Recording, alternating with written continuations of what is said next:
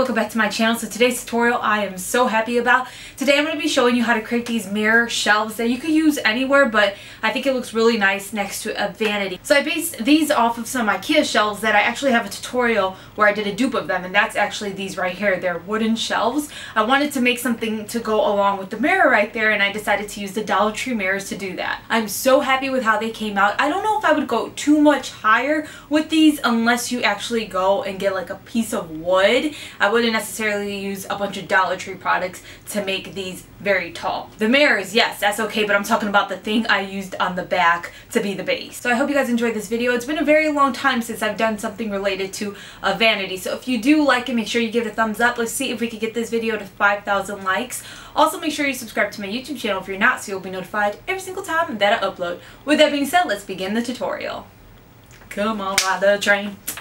And ride a choo-choo. From Dollar Tree, you want to get some of their square mirrors that are used to hold candles. It depends how many shelves you want. I ended up using 9 mirrors total for the biggest shelf that I made. You'll also need a heavy-duty glue like this Super Glue Fix-All that I got from Dollar Tree. You'll also need a base that will be the backing of the shelf. So I got this image from Dollar Tree. I don't want the image, but I want that piece. It's not wood, but I'm just going to call it wood. It's more like particle board, but I want that piece so that I can use it as the backing of my shelf. Now what I do is I use my scissor and just keep ripping off the image. You don't want the image on there. You want that part where the image is covering to be exposed, because there's staples inside of these images and they're really hard to get out. So you don't really want to put the glue where the staples are. You want to put it on the smoother side. If you can't find this exact image, Dollar Tree carries other wall art images that have that type of particle board to them. It might end up being a little bit more wide than mine, or maybe a little bit smaller, but you really do want to get a backing for all the mirrors. You can even go to Lowe's, and I say Lowe's in particular because they're really good about cutting wood for you down to your measurements. But you can go to Lowe's, get one of their inexpensive pieces of wood, and then use that, which is like honestly 10 times better than anything you can get at Dollar Tree. I'm only using Dollar Tree products in this tutorial, so that's why I'm not using a piece of wood, but a piece of wood would be so great. Better quality than particle board. So you're going to want to rip that off, use your scissors, and then once you've got that image off, you can see there's a smooth side and then the side with the staples. You're going to work with the smooth side. Now you're going to take your glue and you're going to start gluing the mirrors together. Now what you're doing is pretty much making like an L shape with each shelf, but you're going to attach the entire thing together. You're not going to put the backing on right away because you want to make sure the backing, if you're using what I used, is smack dab in the middle of the back. And if I try to glue it while these mirrors were still drying on their sides, it's going to be too much to one side, and I wanted it smack dab in the middle. Don't be stingy with the glue. You want to put a lot of glue, and if you need something to hold up the mirrors, you can go ahead and grab whatever. I just grab a bottle of glass cleaner. It doesn't matter what you use. I ended up taking the piece that will be the backing. I didn't glue it on, but I made sure I just kind of used it as a guide when I started gluing the mirrors together to make sure that they were all lined up straight in the back.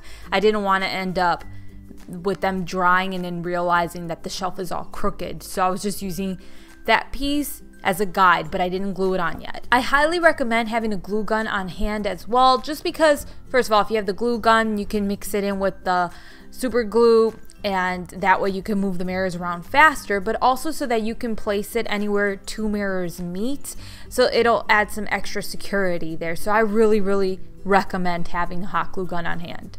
Once those mirrors have dried, I then put the backing on. Again, don't be stingy with the glue. You cover that thing up with glue, and then I place it smack dab in the middle of those 6 mirrors. I put a couple of mirrors under it to make sure that it stood exactly where I wanted it to be. I took my hot glue gun again and I put it all around the particle board to make sure this was just as secure as I could get it to be. Hey, try to stay with me for the next few steps. You have to add something between each shelf to keep the shelves up. If you don't, the mirrors are just going to fall down. You need something between each shelf to make sure that the shelves stay up straight. So what I did initially was take a mirror and then I put it almost in between the mirrors, but a little bit more toward the back, just so I had a little bit more space on my shelf. So you are kind of covering part of the shelf up. but that's what you're gonna have to do to make them stay up straight.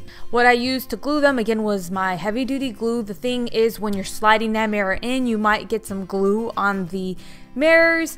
So have some nail polish remover on hand, because if you can remove it while it's still wet, you'll have an easier time. And the acetone in the nail polish remover helps it come off really easily. So like I said, it's better to do it while the glue is still kind of wet.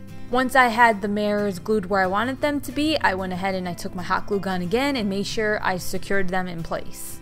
To cover up the sides of that particle board, Dollar Tree carries these little picture frames, and you can remove the mirrors from the picture frame. So I used pieces of the mirror to cover up the particle board. So it was just pretty much mirror all around, except for the back. I didn't really care to cover up the back because you weren't going to be able to see it anyway. I decided I wanted to add more height to the top, so I glued a mirror there.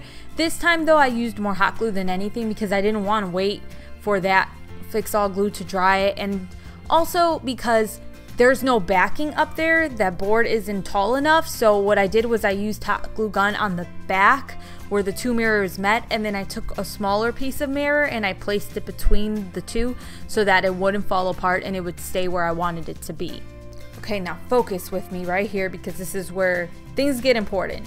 So when I picked up the shelf, it was fine, it stood together, but it does go downward a little bit. So I had to figure out something that would make this just be completely sturdy, where if you can lift it up and it wouldn't do that. So I decided to use these little wooden Jenga blocks. It's not really Jenga, but they're called like tumbler tower blocks, and you'll find them near the toys.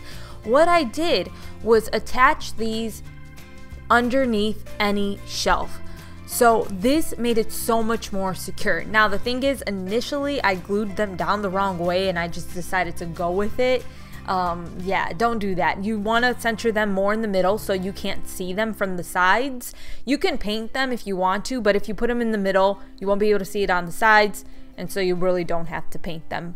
But I messed up when I put the initial Jenga block and I couldn't get it off, so I just had to go with it. So you attach these blocks, like I said, wherever two mirrors meet.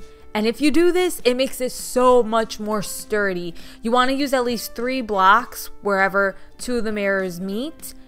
And you want to do it both at the top and the bottom of the mirrors, except for the very top mirror where there's not like anything blocking the Jenga pieces. I don't know if that makes sense, but you can see what I'm talking about. But this was what I needed to make sure that this shelf could hold weight and that when you pick it up, it didn't just fall forward. You can use a hot glue gun to do this. That works perfectly fine. Or you can use your E6000 or super glue, or even a mixture of the hot glue and the super glue Fix-All. But like I said, this is exactly what I needed, and now when I pick this thing up, it doesn't go forward, it's sturdy, I can move it all which way directions, and it stays put. Just don't put the blocks where I did initially, because that's what made mine look a little funky on the side. I mean, like I said, you could do that and paint them, but in my opinion, it's not worth painting, because once you cover it up with the mirror, you're not going to be able to see it. And I still highly recommend putting a mirror between each shelf, because, you know, the Jenga blocks, it helped a lot and it's doable, but you just really want to make sure this entire thing is secure, because you're dealing with glass here, you're dealing with a mirror, it could break on you. So you just want to be as extra cautious as you can. It's like a little hidden compartment back there, and you can see with the blocks, I could pick this up, it doesn't go downward like it did before. I could put it on its side and it's not falling apart. So I highly recommend putting the blocks. So that's it for this tutorial. I hope you guys enjoyed it. Again, if you like it, give it a thumbs up, and I will see you guys tomorrow with a haul. Take care. Bye.